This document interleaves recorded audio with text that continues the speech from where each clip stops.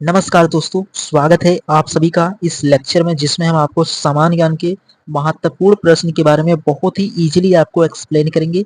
बस फोकस आप सामने रखना, हर क्वेश्चन को आप बहुत इजीली समझ पाएंगे। हर एक एग्जाम का पैटर्न सेम होता है और जीके हर एक एग्जाम के पॉइंट ऑफ व्यू से बहुत इंपॉर्टेंट भी होता है।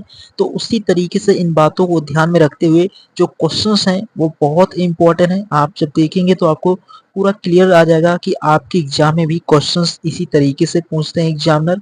और ये क्लास सभी एग्जाम के पॉइंट ऑफ व्यू से इम्पोर्टेंट है, चाहे आप किसी भी एग्जाम की तैयारी करें, एसएससी या यूपी पुलिस या दिल्ली पुलिस, इन सभी एग्जाम के पॉइंट ऑफ व्यू से क्लास बहुत इंपॉर्टेंट है।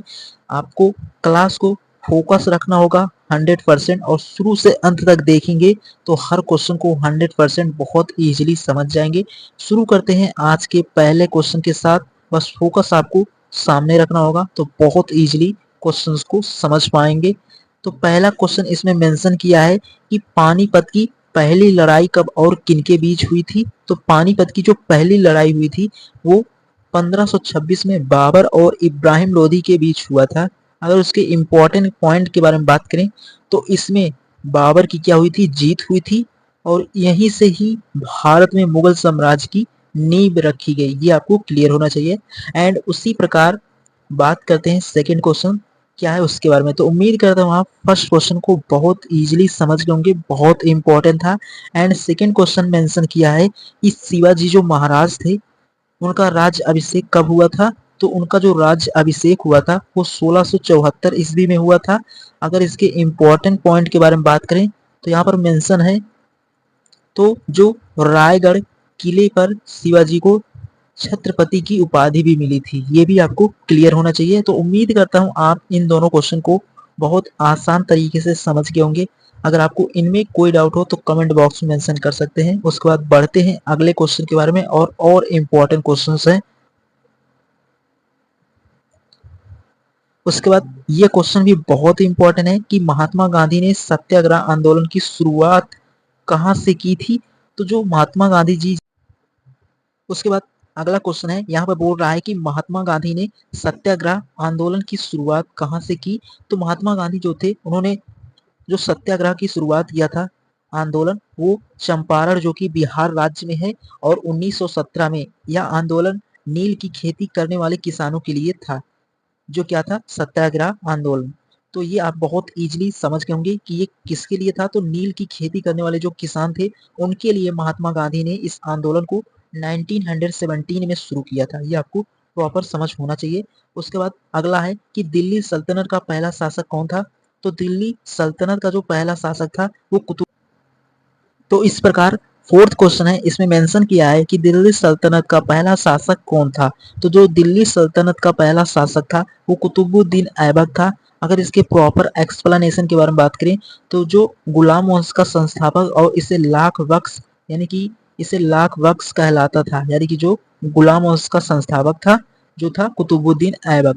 तो ये भी क्वेश्चन बहुत इंपॉर्टेंट था एग्जाम के पॉइंट ऑफ व्यू से। तो ये भी क्वेश्चन आप बहुत इजीली समझ गए होंगे। अब बढ़ते हैं इसके अगले वाले क्वेश्चन के बारे में। तो अगला क्वेश्चन क्या है। तो अगला क्वेश्चन मेंशन है कि आजाद हिंद फौज की स्थापना किसने की थी। तो जो आजाद हिंद फौज की स्थापना किया था वो सुभाष चंद्र बोस ने 1943 में किया था। अगर इनके प्रॉपर एक्सप्लेनेशन के बारे में बात करें तो यहाँ पर मेंशन है इन्होंने अपना एक नारा दिया था। इनका नारा क्या था। तो इन्होंने अपना जो नारा दिया था जय हिंद, इन्होंने बोला था कि तुम मुझे खून दो मैं तुम्हें आजादी दूंगा। इस नारे को किसने दिया था। तो सुभाष चंद्र बोस ने दिया था। कब दिया था, 1943 में दिया था। ये आपको प्रॉपर समझ होना चाहिए, बहुत इंपॉर्टेंट है। एंड उसके बाद अगले क्वेश्चन के बारे में बात करते हैं। तो अगला क्वेश्चन भी और इम्पोर्टेंट है कि गंगा नदी का उद्गम स्थल कहाँ से होता है। तो जो गंगा नदी का उद्गम स्थल है वो गंगोत्री जो कि उत्तराखंड में है। ये आपको क्लियर होना चाहिए। कहाँ पर है, गंगोत्री उत्तराखंड में है। भागीरथी ग्लेशियर से गंगा नदी का उद्गम होता है। ये आपको प्रॉपर समझना था। एंड उसी प्रकार सेवंथ नंबर जो क्वेश्चन है ये भी बहुत इंपॉर्टेंट है, सीधे एग्जाम में पूछे जाने वाला क्वेश्चन है कि भारत की सबसे ऊंची पर्वत शिखर कौन सा है। यानी कि जो भारत का सबसे ऊंचा पर्वत शिखर है वो कंचनजंगा। अगर इसके प्रॉपर एक्सप्लेनेशन के बारे में बात करें तो ये भी यहाँ पर मेंशन है, बहुत इंपॉर्टेंट है। जो कंचनजंगा की कितनी हाइट है, कितना मीटर है। तो वो 8,586 मीटर क्या है कंचनजंगा की ऊंचाई है। अगर इसके बारे में प्रॉपर यहाँ पर मेंशन करें यहाँ कहाँ पर होता है, तो यह नेपाल और भारत की सीमा पर स्थित है, जो माउंट एवरेस्ट नेपाल में है। तो ये आपको प्रॉपर समझ आ गया होगा किस तरीके से ये क्वेश्चन था। इसकी हाइट कितनी है ये भी आपको प्रॉपर समझ में आ गया होगा। उसके बाद बढ़ते हैं अगले क्वेश्चन के बारे में। तो उम्मीद करता हूँ अगर आपका फोकस सामने रहा होगा तो अभी तक इन सभी क्वेश्चन को आप बहुत इजीली समझ गए होंगे और बहुत इंपॉर्टेंट है। बढ़ते हैं इसके अगले वाले क्वेश्चन के बारे में जो कि और इम्पोर्टेंट क्वेश्चंस हैं। तो अगला क्वेश्चन बहुत इंपॉर्टेंट है कि जो काजीरंगा राष्ट्रीय उद्यान किस राज्य में है। तो जो आपका राज्य है वो असम में है और किसके लिए प्रसिद्ध है, तो ये बहुत इंपॉर्टेंट है। जो काजीरंगा राष्ट्रीय उद्यान है यानी कि जो राष्ट्रीय उद्यान है वो आपका या एक सींग वाले गैंडे के लिए क्या है प्रसिद्ध है। काजीरंगा राष्ट्रीय उद्यान, अगर राज्य पूछेगा आसम हो जाएगा, अगर किसके लिए प्रसिद्ध है तो एक सींग जो वाले गैंडे के लिए प्रसिद्ध है। उसी प्रकार 9th नंबर क्वेश्चन के बारे में बात करें तो यहाँ पर मेंशन है कि थार मरुस्थल किस राज्य में स्थित है। जो आपका थार मरुस्थल है वो राजस्थान राज्य में स्थित है। ये भी क्वेश्चन आप बहुत इजीली समझ गए होंगे, बहुत इंपॉर्टेंट क्वेश्चंस हैं। एंड उसके बाद 10th नंबर क्वेश्चन के बारे में बात करें तो भारत की सबसे लंबी नदी कौन सी है। तो भारत की सबसे लंबी नदी अगर पूछेगा आपसे एग्जाम में तो वो गंगा नदी है। वो कितना किलोमीटर है तो 2525 मीटर, यानी कि जो आपका है गंगा नदी वो 2525 किलोमीटर है। ये आपको क्लियर होना चाहिए, ये भी आपको क्लियर हो गया होगा। तो इस तरीके से जो भारत की सबसे लंबी नदी हो जाएगी वो गंगा नदी हो जाएगी और कितना किलोमीटर है तो 2525 किलोमीटर उसकी लंबाई है। ये भी आपको प्रॉपर समझ होना चाहिए, बहुत इंपॉर्टेंट है। उसके बाद अगले क्वेश्चन के बारे में बढ़ते हैं जो कि और इम्पोर्टेंट क्वेश्चंस हैं। तो अगला क्वेश्चन स्टार्ट होता है कि भारत का संविधान कब लागू हुआ था। तो भारत का जो संविधान हुआ था लागू वो आपका 26 जनवरी 1950 को भारत का संविधान क्या हुआ था लागू हुआ था। ये आपको प्रॉपर समझ होना चाहिए। उसी प्रकार 12वां क्वेश्चन बहुत इंपॉर्टेंट है। उसके बाद 13वां क्वेश्चन ये भी अपने आप में बहुत खास क्वेश्चन है। तो उम्मीद करता हूं अभी तक आप जो 12 क्वेश्चंस थे बहुत बेहतर तरीके से समझ गए होंगे। सीधे एग्जाम में बनने वाले क्वेश्चंस हैं और आपको प्रॉपर इनकी समझ होनी चाहिए। उसी प्रकार 13 नंबर क्वेश्चन ये भी बहुत इंपॉर्टेंट है कि लोकसभा की अधिकतम सीटों की संख्या कितनी होती है। तो जो लोकसभा की अधिकतम सीटों की संख्या होती है 552 वर्तमान में है और 543 चुने हुए सदस्य होते हैं। तो ये भी क्वेश्चन आप बहुत इजीली समझ गए होंगे, बहुत इंपॉर्टेंट है, सीधा एग्जाम में पूछने वाले क्वेश्चन है, पॉलिटी के क्वेश्चन हैं बट बहुत इंपॉर्टेंट है। एंड उसके बाद अगले क्वेश्चन के बारे में बात करें तो अगला क्वेश्चन अपने आप में बहुत इंपॉर्टेंट है कि राज्यसभा के सदस्य यानी कि जो राज्यसभा में सदस्य कितने समय के लिए। उसके बाद अगला क्वेश्चन बहुत इंपॉर्टेंट है कि राज्यसभा में सदस्य कितने समय के लिए चुने जाते हैं। तो राज्यसभा के जो सदस्य कितने वर्ष के लिए चुने जाते हैं तो 6 वर्ष के लिए चुने जाते हैं। अगर इसके प्रॉपर एक्सप्लेनेशन के बारे में बात करें तो हर 2 साल में 1/3 सदस्य रिटायर होते हैं। ये आपको क्लियर होना चाहिए, आप बहुत इजीली इन क्वेश्चन को समझ गए होंगे। उसी प्रकार 15 नंबर पूछ रहा है कि मौलिक अधिकार संविधान के किस भाग में है। तो भाग 3 में है और अनुच्छेद 12 से 35 तक। ये आपको मौलिक अधिकार के बारे में प्रॉपर समझ हो गया होगा, बहुत इंपॉर्टेंट है, सीधा एग्जाम में बनने वाले क्वेश्चन है। उसके बाद अगले क्वेश्चन के बारे में बात करें तो अगला क्वेश्चन बहुत इंपॉर्टेंट है कि जो पूछ रहा है कि पानी का रासायनिक सूत्र क्या होता है। तो पानी का जो रासायनिक सूत्र होता है वो H2O होता है, ये आपको क्लियर होना चाहिए। उसी प्रकार 17 नंबर क्वेश्चन ये भी अपने आप में बहुत इंपॉर्टेंट है कि बल्ब के फिलामेंट में कौन सी धातु प्रयोग की जाती है। तो टंगस्टन का प्रयोग बल्ब के फिलामेंट में किया जाता है, ये आपको क्लियर होना चाहिए, बहुत इंपॉर्टेंट है।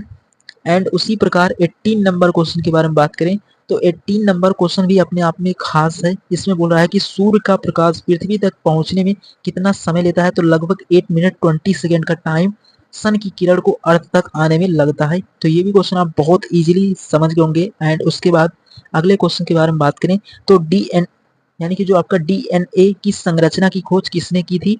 तो जेम्स वाटसन और फ्रांसिस क्रिक ने 1953 में डीएनए की संरचना की खोज किया था। ये आपको क्लियर होना चाहिए, बहुत इंपॉर्टेंट है। कौन कौन किए थे ये आपको क्लियर होना चाहिए। तो जेम्स वाटसन और फ्रांसिस क्रिक 1953 में इनकी खोज किया था। उसी प्रकार 20 नंबर क्वेश्चन के बारे में बात करें तो ये भी अपने आप में खास क्वेश्चन है कि विद्युत धारा का मात्रक क्या होता है। तो विद्युत उसके बाद 21 है आपका, इसमें बोल रहा है कि नोबेल पुरस्कार किस देश के द्वारा दिया जाता है। तो जो नोबेल पुरस्कार वो किस देश के द्वारा दिया जाता है तो स्वीडन जो आपका एक देश है उसके द्वारा दिया जाता है। लेकिन यहाँ पर ये भी पॉइंट मेंशन है, ये आपको क्लियर होना चाहिए कि लेकिन शांति का नोबेल नॉर्वे यानी कि जो नॉर्वे है उससे दिया जाता है। ये आपको क्लियर होना चाहिए, बहुत इंपॉर्टेंट क्वेश्चन है। तो अभी तक आप इन सभी क्वेश्चन को बहुत इजीली समझ गए होंगे, बस आप फोकस सामने रखना। तो हर एग्जाम के पॉइंट ऑफ से क्वेश्चन इंपॉर्टेंट है, आप बहुत बेहतरीन तरीके से इनको समझ जाएंगे ताकि एग्जाम में बनने वाले हर क्वेश्चन को आप बहुत इजीली कर सकें। उसके बाद बढ़ते हैं, अगला क्वेश्चन क्या है उसके बारे में, जो कि और इम्पोर्टेंट क्वेश्चन हैं। उसके बाद एशियाई खेल की शुरुआत कब हुई थी? तो यानी कि जो एशियाई खेल थे उनकी शुरुआत आपका 1951 में शुरू हुआ था आपके। उसके बाद अगला क्वेश्चन जो कि 23 है, इसमें बोल रहा है कि विश्व का सबसे बड़ा महाद्वीप कौन सा है? तो जो विश्व का सबसे बड़ा महाद्वीप है वो आपका एशिया महाद्वीप है, जो कि वो विश्व का सबसे बड़ा महाद्वीप है। ये आपको क्लियर होना चाहिए, ये भी बहुत इंपॉर्टेंट है। उसी प्रकार 24 के बारे में बात करें तो भारतीय अंतरिक्ष अनुसंधान संगठन, जिसे हम ISRO, यानी कि इसका मुख्यालय कहाँ है? बंगलुरु यानी कि कर्नाटक में है। ये आपको क्लियर होना चाहिए, बहुत इंपॉर्टेंट है। ये जो है इसका मुख्यालय कर्नाटक यानी कि बंगलुरु में है। तो ये भी क्वेश्चन आप बहुत इजीली समझ गए होंगे। तो इसमें आपको पूरा क्लियरिटी आ गया होगा कि इसमें हर एक सेक्शंस के क्वेश्चंस हैं, आपके पॉलिटी, हिस्ट्री और जीएस के भी क्वेश्चंस थे। तो इस तरीके से ओवरऑल आपके एग्जाम में भी 25 क्वेश्चंस बनते हैं, जिसमें मिक्स क्वेश्चंस रहते हैं। उसी तरीके से उन्हीं पैटर्न को देखते हुए इन क्वेश्चन को डिजाइन किया है। अगर आपको कोई भी डाउट हो तो कमेंट बॉक्स में मेंशन कर सकते हैं, और आपको क्लास कैसे लगा ये भी कमेंट बॉक्स में जरूर बताना, और अपने सभी फ्रेंड के साथ भी शेयर करना ताकि वो भी अपनी पढ़ाई को और बेहतर कर सके। और सभी एग्जाम के पॉइंट ऑफ व्यू से क्लास इंपॉर्टेंट है। एंड उसके अगले वाले क्वेश्चन के बारे में बात करें तो अगला क्वेश्चन आपका लास्ट है 25 में, पूछ रहा है कि जो संयुक्त राष्ट्र संघ UNO की स्थापना कब हुई थी? तो 24 अक्टूबर 1945 में संयुक्त राष्ट्र संघ की स्थापना हुआ था। ये भी आपको प्रॉपर समझ में आ गया होगा। तो इस तरीके से आप 25 क्वेश्चन को बहुत इजीली समझ गए होंगे, बट आपका फोकस सामने रहा होगा तो आप 100% इन क्वेश्चंस को समझ के होंगे। और इनमें से एक भी क्वेश्चन आपके एग्जाम के आता है तो आपके लिए बहुत इंपॉर्टेंट होगा ये सेशन। तो मिलेंगे नेक्स्ट लेक्चर में, आप इन सभी क्वेश्चन का रिवीजन करना, क्योंकि आपके एग्जाम के पॉइंट ऑफ से ये क्वेश्चंस इंपॉर्टेंट होते हैं। आप किसी भी प्रीवियस ईयर एग्जाम को जब देखेंगे या आप मॉक टेस्ट देते होंगे तो आपको क्लियरिटी आ गई होगी, उसमें क्वेश्चन इसी तरीके से बनते हैं। तो आप इन क्वेश्चन का रिवीजन करना, उसके बाद अपने टेस्ट को भी देते रहना, उसका भी एनालिसिस करते रहना, तो आप और ज़्यादा इम्प्रूव करेंगे आपके क्वेश्चंस। तो मिलेंगे नेक्स्ट लेक्चर में, आपको नेक्स्ट टॉपिक के बारे में बहुत ही इजीली नेक्स्ट लेक्चर में एक्सप्लेन करेंगे। आप इन क्वेश्चंस का रिवीजन करना और अपने सभी फ्रेंड के साथ भी शेयर करना ताकि वो भी अपनी पढ़ाई